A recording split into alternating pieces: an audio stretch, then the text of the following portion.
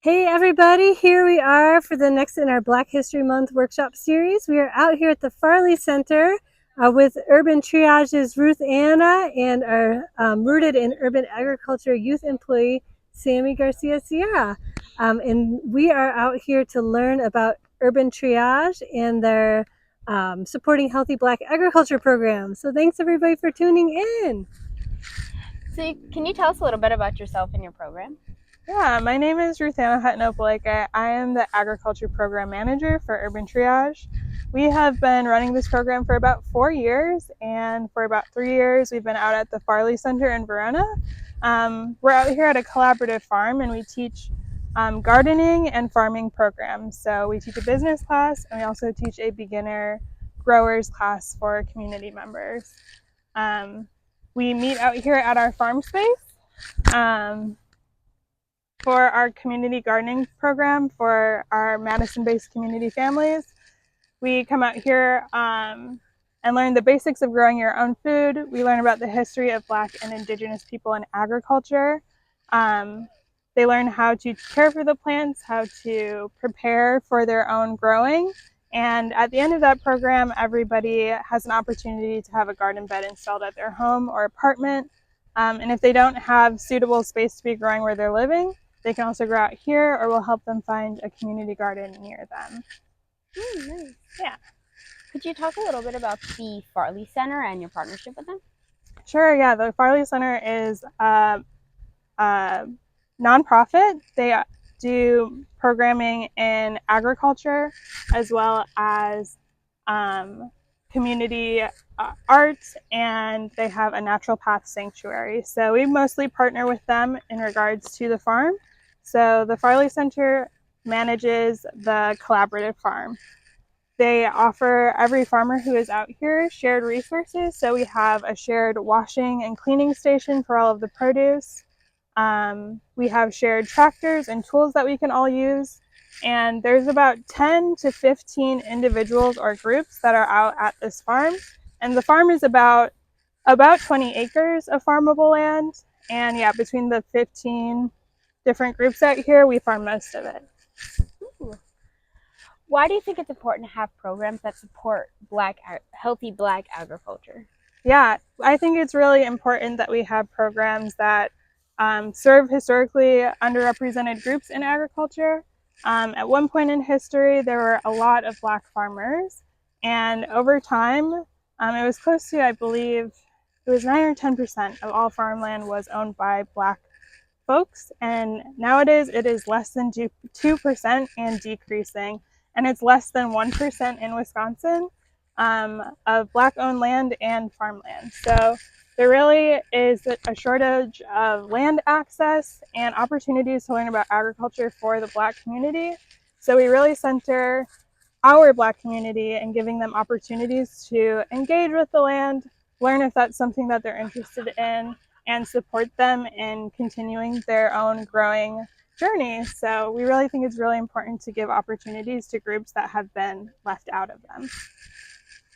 Could you speak a little about the hemp specialty program and how it helps Black entrepreneurs?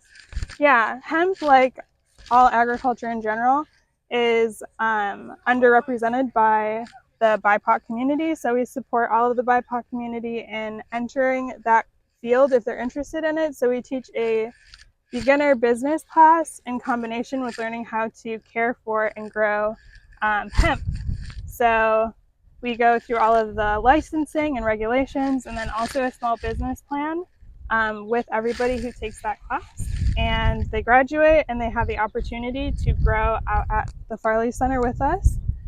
We have one group of graduates who formed a cooperative and are now growing their own hemp out at the Farley Center. We're going to check what you're writing. How can people in the community get involved, and how can they support your program? Yeah, there are so many ways you can support this program. It really is whatever suits you best, but we love having volunteers come out to the farm. We have some students harvesting in the field right now. So helping us harvest is a great way to support. We take financial donations, we take donations of tools. There are so many opportunities to come work with us. We love to have community members out at the farm, show them the space and how they can get involved. So we really work with each of our volunteers to figure out what suits them best. We recently had a volunteer who said that they were having some mobility issues, but they really wanted to work with us. And so now on days that we have harvest, they come to the farm, they pick up the harvest and they drop it off for us. So we'll work with anyone to find a way that works best for them to work with us. Is there anything else you'd like to add? Just that this is a community space. We would love as many people to come out to the Farley Center and visit Urban Triage out here to visit this space. It is a community space. It is open to the public. And if you haven't been out here, I really encourage you to come take a visit, schedule a tour. It's open every day of the week, and yeah, we love to have people out. Thank you for the work that you do and for sharing with us.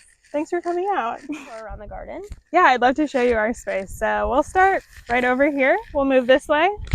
You can start in our high tunnel.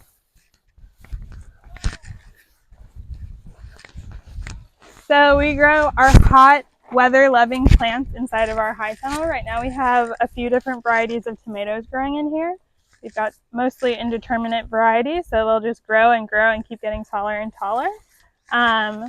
We had a really intense demand for green tomatoes, so we are growing a specifically green variety of tomato so that our eager consumers can get the tomatoes that they want.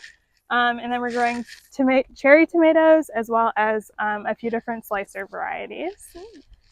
And they love the hot weather, so we keep them in the tunnel. Over in the field, oh, did you want to? Okay. Over in this field, we have beets growing. We have several different varieties of collards.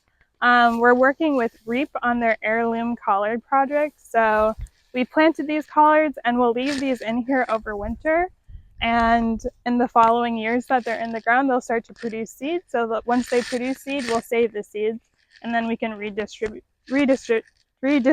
them through a program with REAP and Seed Savers Exchange. So we keep track of how well the collards are doing in this climate, which variety is doing best, and we share that with our community members, save the seeds so that we can keep growing better adapted varieties of collards for this area. So we're growing lots and lots of collards. We're also growing okra. That is also by community demand. They really wanted us to grow okra. The deer also love the okra, as you can see. We also have our okra planted with carrots. So in the shade of the okra, the carrots are growing. And luckily for us, the deer only are chewing on the edges of the okra at the beginning of the field.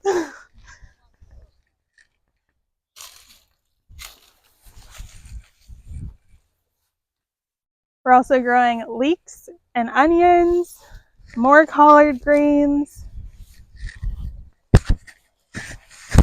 We're growing different varieties of peppers. We're growing zucchini and yellow squash. We're growing a few flowers on the edges. And then we have watermelon and cucumber on the end. So we've got our professional harvesters out here getting our yellow squash, like a smooth working assembly line over here. And they're also harvesting cucumbers over there. And then on the other side of our field, part of it is in cover crop to restore nutrients to the soil, preserve the soil health, and let the land rest. We had planted in it before, so now it's resting. And then just along the edge here, we have a Three Sisters plot where we're doing sunflower, beans, and squash. Rather than, a lot of people know the Three Sisters method of indigenous planting. Traditionally and mostly commonly known, grown with corn, but there's a lot of different versions of the Three Sisters that you can do, so we're doing sunflowers instead of corn.